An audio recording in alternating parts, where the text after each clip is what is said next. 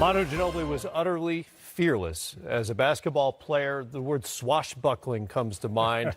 He did stuff that nobody else does, and the word unique gets thrown around way too often because it's supposed to mean one of a kind. He was unique to the NBA. Nobody played quite like Manu Ginobili. Yeah, extremely unique. And you talk about, no one playing like him because he was so creative in terms of his thought process and imagination. And that's really what our game is really all about. Can you be creative within the rules? So when you talk about the Euro step, the Euro step basically came from, the rule book. They just exaggerated the rule book in terms of the Euro step. So when you look at you allow 1.5 steps. So it used to be they would say you get one gather and a half. Right. And I remember at the rules competition committee, we were arguing that there's no such thing as a half step. You actually get 2 steps because you can't count 1.5. So Manu came in and they started going sideways with it. So it used to be you would just go 1, 2 to the basket. He went 1 and then jumped to the side and laid it up. But it was still only 2 steps. So his imagination and creativity, I think, spawned a whole lot of things. Now we see James Harden, who has now taken the Euro step and put it in the jump shot. It used to be that the Euro step or the 1.5 or the 2 step was only used to go to the basket. Now the guys, and no one probably takes better, advantage of the rules than James Harden. So James Harden now takes a jump shot. On the shot, he goes back 2 steps. Right. Because no one has said you could only go forward 2 steps. Now he goes back 2 steps. And then he got even more creative, James Harden did, and I've never seen this in our game, where he goes sideways 2 steps. Yeah.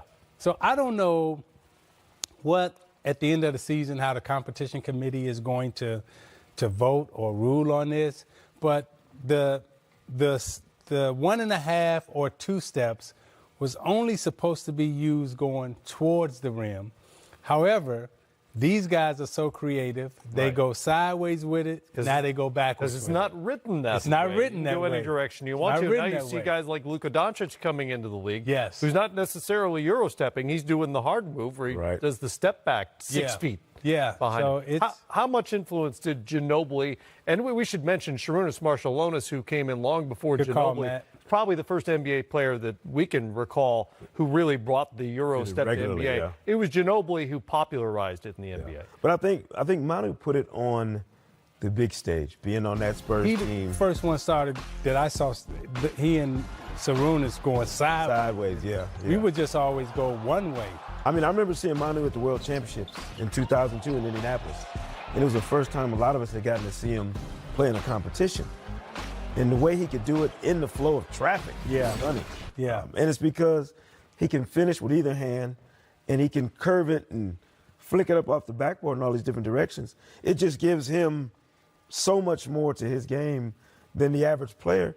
And obviously they've been doing it in Europe. He's been dominating over there, playing the exact same way. Right. And the first time you saw it, it was so crazy. You're like, oh, no, that's traveling. First thing, that's traveling. Right. And then you go back and you start critiquing it and you start breaking it down and you go, no, I guess it's not. Well, maybe he's not traveling. Right. But again, anytime something new comes into the game, the first thing we as players always say, no, that's a foul, that's illegal, or that's a walk. You saw the same thing with the use of the jump stop shot a few years ago, and now you're seeing a similar thing with, as you mentioned, James Harden and the moves he makes, really challenging referees to figure out what it is he just did and whether it was legal in live time, in real time. And again, the creativity and the imagination of pro players.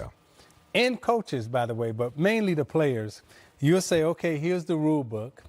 And believe me when I tell you this, there are a lot of guys who go home and don't read the rule book, but then there are guys and I guarantee you, James Harden knows the rule book backwards and forward because he uses every single advantage offensively. And I bet you Manu knew the rule book. Knowing the rule book and how it applies definitely gives you an advantage. And some of these guys don't know the rule book, But the guys who do take advantage of it offensively, and they use it to their advantage every single night. It's just a stark reminder, too, of the fact that this is not just a game. It's an art form. Like, Manu had the frame, the mindset, all of the things you need to play a certain way. Completely unorthodox, completely against the grain of what the NBA was doing, and he made it successful. And it works for him. It doesn't necessarily work for everybody else. Right. But that specific style, it drove Pop crazy sometimes. Yeah. And Pop never hesitated to talk about pulling his hair out, watching Manu try and do some of this stuff. Right. But it worked for him. Think about the strength he had to have, to go one leg and then go the core strength and the full leg strength speed. to do that at full speed. Yeah. Yeah. Now, had any other players start trying that back then before they start practicing it, they'd have tore their knee up, right? But now you got 8th graders now doing all the Euro. kids. yeah, All the kids. It's doing part. And it's they're part doing of the it. game. I watched the clip earlier today. A 7-foot high school player in the McDonald's All-American game. Euro step from the free throw line. Yeah. I mean, Giannis is doing See it. Joel Giannis, you yeah. see Joel Joel Embiid do Embiid, it Giannis. once in a while at his size. So, I mean, It's amazing. it's a part of the game now. It's a staple. They should But change the name. It's no longer a Euro step. It's an international step now. And it was popularized by a South American, by the way. Good But point. Westbrook does the best imitation. After, We can only wonder what's next and what'll be legal in 3 or 4 years. Got a lot Well, of now the folks. do-rag is legal. You can wear a do-rag in the game. Yeah. You know what? We're going to do something about that before we deal with the stepping. That thing's got to go. I hear you. Nuggets and Rockets coming up Thursday night. Good one right here on NBA TV at 8.